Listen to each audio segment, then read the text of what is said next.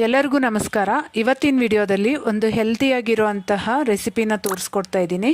ಇದು ಬೆಳಗ್ಗೆ ಬ್ರೇಕ್ಫಾಸ್ಟ್ಗೆ ಅಥವಾ ನೈಟ್ ಡಿನ್ನರ್ಗೂ ಸಹ ಮಾಡ್ಕೋಬೋದು. ನಾನು ಮಾಡ್ತಾ ಇರೋದು ರಾಗಿ ರೊಟ್ಟಿ. ಕೆಲವೊಂದು ಟಿಪ್ಸ್ನ ಫಾಲೋ ಮಾಡಿ ಈ ರಾಗಿ ರೊಟ್ಟಿ ಮಾಡಿದ್ರೆ ರೊಟ್ಟಿ ಮುರಿಯೋದು ಸಹ ಇಲ್ಲ, ಹಾಗೇ ತುಂಬ ಸಾಫ್ಟಾಗೂ ಸಹ ಇರುತ್ತೆ.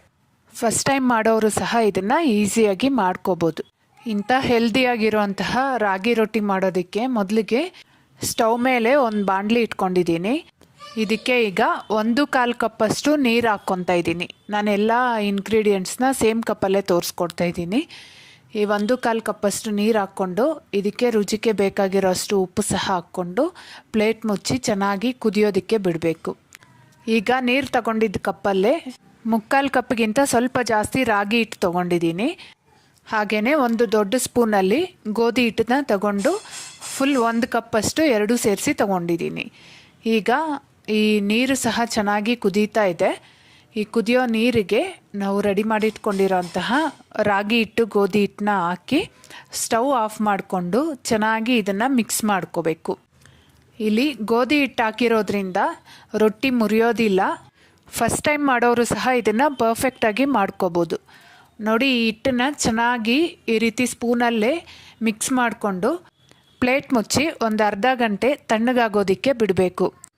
ಎಲ್ಲರಿಗೂ ಗೊತ್ತಿರೋ ಹಾಗೆ ರಾಗಿ ಹಿಟ್ಟು ಆರೋಗ್ಯಕ್ಕೂ ಸಹ ತುಂಬ ಒಳ್ಳೆಯದಲ್ವಾ. ಈ ಡಯಾಬಿಟಿಕ್ ಪೇಷಂಟ್ಸ್ಗೆ ಇದು ಹೇಳಿ ಮಾಡಿಸಿದಂಥ ರೆಸಿಪಿ ಅಂತಲೇ ಹೇಳ್ಬೋದು. ನೋಡಿ, ಇದು ಕೈಯಲ್ಲಿ ಮುಟ್ಟೋ ಅಷ್ಟು ತಣ್ಣಗಾಗಿದೆ. ಈಗ ಈ ಹಿಟ್ಟನ್ನು ಚೆನ್ನಾಗಿ ನಾದ್ಕೋಬೇಕು. ಇಲ್ಲಿ ನೀರೇನು ಸೇರಿಸೋ ಅಷ್ಟಿಲ್ಲ. ನಾವು ಅಳತೆ ಮಾಡ್ಕೊಂಡಿರೋ 1/4 ಕಪ್ ನೀರಿಗೆ 1 ಕಪ್ಪಷ್ಟು ಹಿಟ್ಟು ಕರೆಕ್ಟಾಗಿ ಸರಿ ಹೋಗುತ್ತೆ. ಈ ಹಿಟ್ಟನ್ನು ಚೆನ್ನಾಗಿ ಒಂದು 5 ನಿಮಿಷ ಆದರೂ ನಾದ್ಕೊಂಡು ಇಟ್ಕೋಬೇಕು.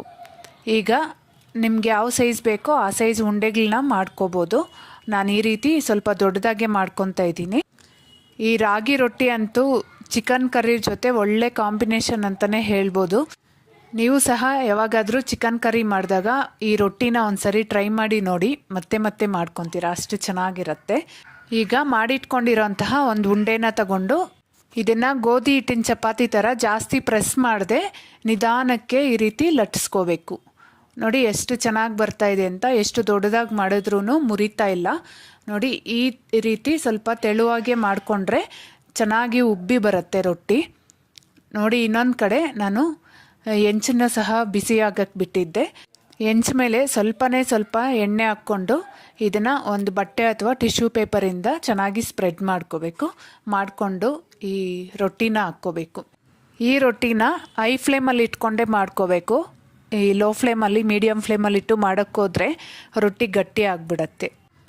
ಎಣ್ಣೆ ಹಾಕಿಲ್ಲ ಅಂದ್ರೂ ನೋಡಿ ಎಷ್ಟು ಚೆನ್ನಾಗಿ ರೊಟ್ಟಿ ಉಬ್ಬಿ ಬರ್ತಾ ಇದೆ ಅಲ್ವಾ. ಅಷ್ಟೇ ಸಾಫ್ಟಾಗೂ ಸಹ ಇರುತ್ತೆ. ಈ ರೀತಿ ಎರಡೂ ಕಡೆ ರೊಟ್ಟಿನ ಹೈ ಫ್ಲೇಮಲ್ಲೇ ಇಟ್ಕೊಂಡು ಚೆನ್ನಾಗಿ ಬೇಯಿಸ್ಕೊಂಡ್ರೆ ರೊಟ್ಟಿ ತಣ್ಣಗಾದರೂ ಸಹ ಸಾಫ್ಟಾಗೇ ಇರುತ್ತೆ. ಈ ರೊಟ್ಟಿನ ಮಾಡಿದ್ಮೇಲೆ ಒಂದು ಸ್ವಲ್ಪ ಹೊತ್ತು ಯಾವುದಾದ್ರೂ ಬಟ್ಟೆ ಮೇಲೆ ಹಾಕ್ಕೊಂಡು ಸ್ವಲ್ಪ ತಣ್ಣಗಾದ್ಮೇಲೆ ಹಾಟ್ ಬಾಕ್ಸಲ್ಲಿ ಇಟ್ಕೊಂಡ್ರೆ ಎಷ್ಟೊತ್ತಾದ್ರೂ ಸಹ ಗಟ್ಟಿಯಾಗೋದಿಲ್ಲ. ನೋಡಿದ್ರಲ್ಲ, ಈ ಸಾಫ್ಟಾಗಿರೋ ಅಂತಹ ಹೆಲ್ದಿಯಾಗಿರೋ ಅಂತಹ ರೊಟ್ಟಿನ ನೀವು ಸಹ ಟ್ರೈ ಮಾಡಿ ನೋಡಿ.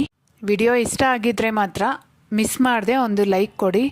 ಹಾಗೆ ನನ್ನ ಚಾನಲ್ನ ಸಬ್ಸ್ಕ್ರೈಬ್ ಮಾಡೋದನ್ನು ಮರಿಬೇಡಿ. Thank you.